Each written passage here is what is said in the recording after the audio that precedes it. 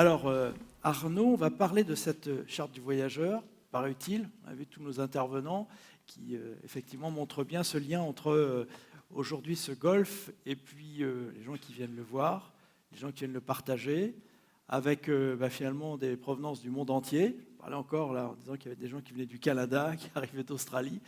Donc, d'où est venue l'idée? Comment est née cette idée d'une charte du voyageur? En fait, ça a été évoqué à l'instant par Monsieur le Préfet, l'enchaînement des hippocampes pour l'Office de tourisme, et on doit se positionner dans l'action.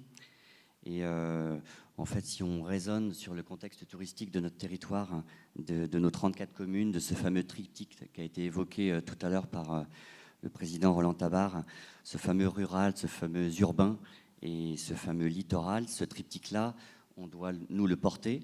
On a une chance inouïe d'avoir des voyageurs qui viennent nous voir, qui viennent en prendre plein les yeux. Vous l'avez évoqué dans votre premier discours. Ces paysages incroyables, déguster les produits. Si on raisonne juste en chiffres, 2 chiffres importants pour nous. L'Office de tourisme accueille en général, en moyenne, à peu près plus de 500 000 visiteurs dans ses bureaux chaque année. Et puis, c'est à peu près 1 million de visiteurs uniques sur notre site web. Donc, comment on s'adresse à eux? Comment on leur parle? Comment on essaye de véhiculer ces fameuses valeurs qui ont été évoquées dans tous les discours? Et puis, comment on essaye collectivement de porter ces valeurs avec l'ensemble des professionnels du tourisme qui vivent de ces paysages qui sont notre ressource essentielle pour faire venir des visiteurs, ces fameux touristes. Donc finalement, depuis la généralisation des congés payés, le tourisme il représente une expression positive de la société de consommation. Il a permis finalement à des millions de personnes de découvrir d'autres territoires, de s'ouvrir à d'autres cultures. Donc il faut positiver ça, c'est la rencontre, c'est cette fameuse marque qu'on avait lancée ensemble l'année dernière lors des hippocampes en 2018. Donc rencontrer des gens qui ne vivent pas comme eux, c'est vraiment la base de ce qu'avait évoqué aussi Jean Viard l'année dernière. Ça participe aussi le tourisme à l'éducation de la jeunesse, la compréhension entre les peuples, l'acceptation de la différence. Et puis ça permet aussi à des pays entiers de finalement de se sortir aussi de la misère. Roland Tabard l'a évoqué tout à l'heure. On n'a pas fini je pense, de générer des créations d'emplois, de nouveaux emplois. Chaque semaine, en ce moment, depuis la rentrée, depuis le mois de septembre, on rencontre des nouveaux investisseurs, des gens qui ont envie de créer des activités, du guidage, des hôtels, des campings, des hébergements, de l'itinérance aussi sur notre territoire. Donc nous, c'est à peu près 8% du PIB. Il faut protéger cette activité qui est, vous l'avez évoqué, qui est non délocalisable.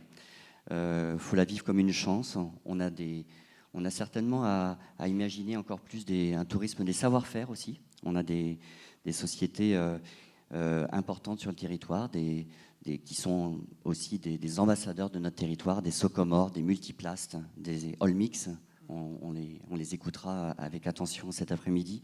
Des Yves Rocher, en fait, qui dépassent vraiment les frontières de notre petit territoire du golfe du Morbihan. Donc l'afflux finalement de vacanciers sur un territoire et sur un temps donné, eh bien, il constitue une aubaine qu'on vient d'évoquer, mais qui n'est pas sans conséquence sur la conservation des sites naturels. Donc quand on est en vacances, finalement, j'ai entendu le mot trace, eh bien on laisse forcément une trace. Ouais. Une trace, souvent d'ailleurs, on essaie qu'elle ne soit pas totalement indélébile. Donc c'est notre réalité. Donc on est tiraillé finalement entre comment inviter les voyageurs à laisser une trace un peu moins indélébile, pourquoi pas en leur adressant des messages de bienvenue, soigneusement préparés. Donc il nous restait à savoir de quelle manière nous, on allait faire preuve de bienveillance avec ces voyageurs et comment les inviter à découvrir de façon responsable notre territoire en toute saison. Alors, la démarche maintenant, parce que bon, voilà, tout est dit, on voit bien l'objectif, mais comment va se passer cette mise en place de cette charte? Alors, la démarche, en fait, évidemment, on voulait profiter de ce moment face à ces près de 350 personnes. Parce que, Arnaud, vous êtes devenu une colonne de Burel. Colonne de Burel. Merci, Nono. Sous l'œil de Nono. Donc, la démarche, en fait, elle est de s'imposer, de protéger ce que l'on veut montrer, qui est une démarche finalement assez naturelle. C'est pour ça que l'Office de tourisme, il investit dans cette charte du voyageur. Elle va permettre encore plus de sensibiliser les visiteurs à des comportements éco-responsables qu'ils doivent adopter. Cette charte du voyageur, elle s'inscrit dans la lignée de notre livre blanc, qui laisse des traces aussi. C'est important qu'il laisse des traces, ce livre blanc, à ce guide de marque aussi, qui est fait finalement d'un manifeste, d'un ton, de mots, d'une promesse, une promesse client. Et finalement, ces réflexions extraites de cette journée nous ont amenés à aller vers cette réflexion de cette charte du voyageur. Donc finalement, cette charte du voyageur, on ne réinvente pas la poudre. On s'est dit avec mon président, qui est toujours volontaire, on ne nous imposera jamais de créer une charte du voyageur. Donc on va se l'imposer nous-mêmes. Et finalement, ce territoire qui a une personnalité unique, on va dire à nos visiteurs de voyager ensemble. Donc comment on va procéder? Eh bien, à la manière de tour opérateurs qui l'ont fait il y a bien longtemps, avant nous, dans les années 2000, des voyagistes qui proposaient de vivre une expérience en toute conscience. Eh bien, en fait, il y a des pays, il y a des territoires en France qui se sont appropriés cette démarche-là. Et je pense notamment, plus récemment, à la région Rhône-Alpes-Auvergne, qui a fait un manifeste autour du tourisme bienveillant. Ce pays qui est l'Islande, aussi, qui a beaucoup travaillé sur un serment islandais. Eh bien, nous, on va rédiger cette charte. Et comment on va s'y prendre? Eh bien, on va être accompagné par Green Cross International, que je remercie de sa présence. Vraiment, on avait à cœur de travailler avec vous, Nicolas Imbert, avec Jean-Michel Couchetot, avec ses équipes. Et puis, on sera accompagné aussi avec l'agence Le Homard Bleu, qui nous accompagne aussi sur l'organisation de cette journée des hippocampes.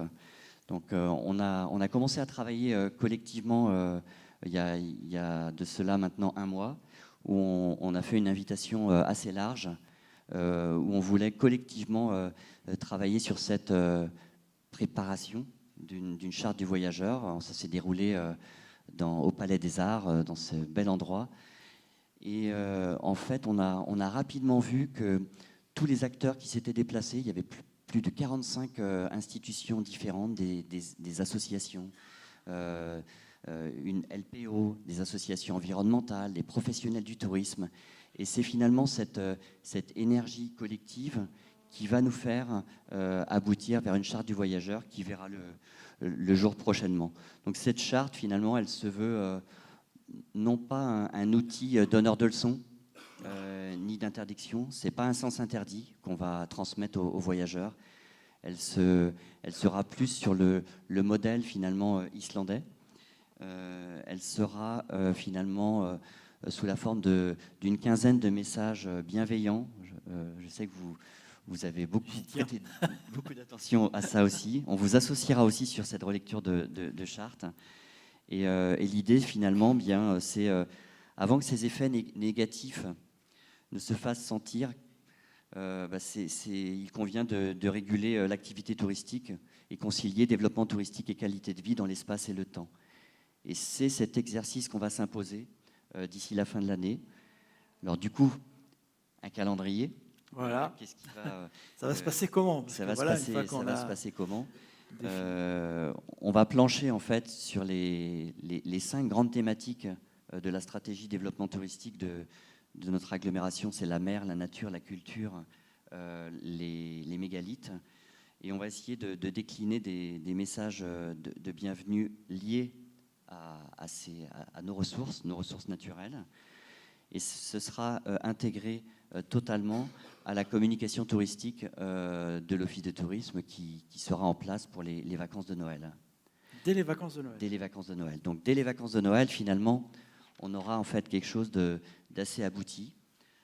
On espère même la pression m'est mise par mon président. Il m'a dit il faut que ça fasse partie de notre carte de vœux 2020. Là,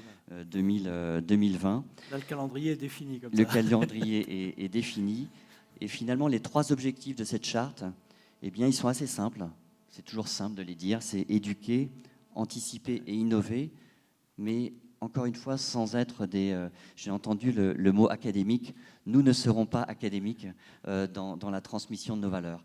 Et on va parler, via cette charte du voyageur, à nos vacanciers, à nos habitants, comme à des vrais gens, tout simplement. Et en tirant vers le haut, finalement, nos gestes et nos traces sur notre territoire. Moi, j'ai le souvenir, en fait, et je terminerai là-dessus, parce que les hippocampes, ce n'est pas la charte du voyageur, c'est vraiment la parole qui va être donnée à l'ensemble des intervenants aujourd'hui. Et je terminerai par la phrase de la ministre du Tourisme islandais qui a sonné dans nos oreilles avec Roland Tabar. Je suis totalement d'accord, moi, avec cette phrase-là. C'est les personnes souhaitant visiter l'Islande, on pourrait remplacer l'Islande par le golfe du Morbihan, ces personnes-là, elles ont tout simplement envie d'être responsables. Il n'y a personne qui se lève le matin en disant « je vais partir en vacances et je vais détruire un écosystème ». Je pense que ça n'existe pas. Toutefois, elles ne sont pas toujours conscientes de ce que cela entraîne. Nous voulons ainsi partager avec chacun quelques règles leur permettant de respecter et protéger nos paysages. Et c'est ce que nous tentons modestement à notre tour de déployer dans le golfe du Morbihan et dans cette belle ville de Vannes. Voilà.